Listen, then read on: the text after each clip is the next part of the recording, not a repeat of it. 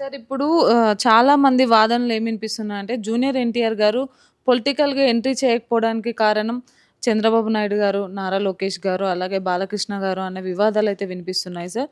నారా లోకేష్ గారికి పొలిటికల్‌గా ప్రాబ్లమ్ అవుతుందని ఎన్టీఆర్ గారిని రానివ్వట్లేదు అనే వాదన కూడా వినిపిస్తుంది. దానిపైన మీరేం చెప్తారు సార్?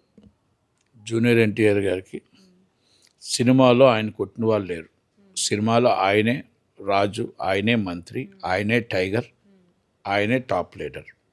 ఓకే. ఇప్పుడు టీడీపీకి చంద్రబాబు నాయుడు గారు పెద్ద దిగ్గా ఉన్నారు. ఎవరు ఏమన్నా ఏం చెప్పినా అది తాతగారి పార్టీ. ఆయన వస్తాను అంటే కాదనే వాళ్ళకి ఎవరికి లేదు. లోకేష్ గారికి తాతగారే, ఎన్టీఆర్ గారికి తాతగారే. లోకేష్ గారికి ఎంత హక్కు ఉంటుందో ఆయనకి జూనియర్ ఎన్టీఆర్ గారికి అంత హక్కు ఉంటుంది. రాజకీయంగా పార్టీ పొలిటికల్గా లోకేష్ గారు పొలిటికల్గా ఆయన తాతగారు ఉన్నారు. ఈయన సినిమా ఇండస్ట్రీ తరపు నుంచి ఉన్నారు. కనుక ఎక్కడ ఎవరికి వస్తాను అంటే కాదనేవాళ్ళు లేరు, నేను పార్టీలో ఉంటానంటే వద్దనేవాళ్ళు ఉండరు. కనుక జూనియర్ ఎన్టీఆర్ గారు ఇప్పుడు రాజకీయాలకి వచ్చే అవసరం అయితే లేదు, అవకాశం అయితే లేదు. ఎందుకంటే ఆయన సినిమాలోనే చాలా బిజీగా ఉన్నారు. ఒక్క సినిమా చేయడానికి ఆయనకి 2.5 సంవత్సరాలు పడుతుంది. అలాగే ఇప్పుడు నాకు తెలిసి ఒక 12 సినిమాలు వెయిటింగ్ ఉన్నాయి.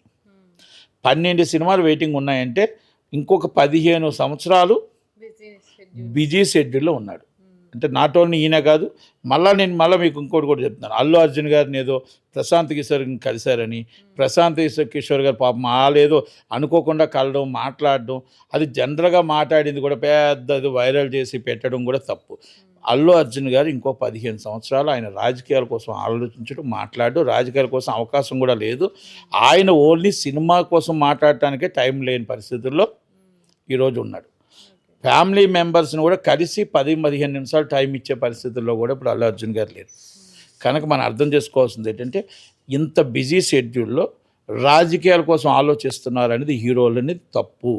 మీ యూస్ కోసం, మీ బ్రేకింగ్ న్యూస్ కోసం, మీ ఆలోచన కోసం ఆ లెవెల్లో సరదాగా కలిసిన దాన్ని కూడా తీసుకొచ్చి వైరల్ చేయడం, కొన్ని ఛానల్స్ దాని మీద ఫోకస్ చేయడం అనేది కరెక్ట్ కాదేమో అనేది ఉద్దేశం. కనుక సినిమా హీరోగా is a top hero Allu Arjun, is a top hero junior NTR, is a top hero Prabhas, top hero Ram Charan.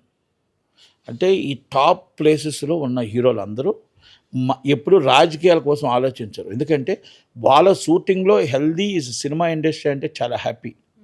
కనుక రాజకీయం అంటే ఒక ముళ్ళ పానుప. ఆ రాజకీయాల్లో మనకి తిట్లు పడతాయి, రాళ్ళు పడతాయి. ఇక్కడ అన్నీ పువ్వులే పడతాయి. సినిమా ఇండస్ట్రీలో పువ్వులు మాత్రమే పడతాయి. రాజకీయంలో రాళ్ళు పడతాయి, ముళ్ళు పడతాయి, మొత్తం టోటల్గా కంకర్రాళ్ళు కూడా పడతాయి. కనుక అవన్నీ రాళ్ళు, కంకర్రాళ్ళు, ముళ్ళు కావాలా, లేకపోతే హాయిగా గులాబీ పువ్వులు కావాలంటే సినిమా ఇండస్ట్రీ.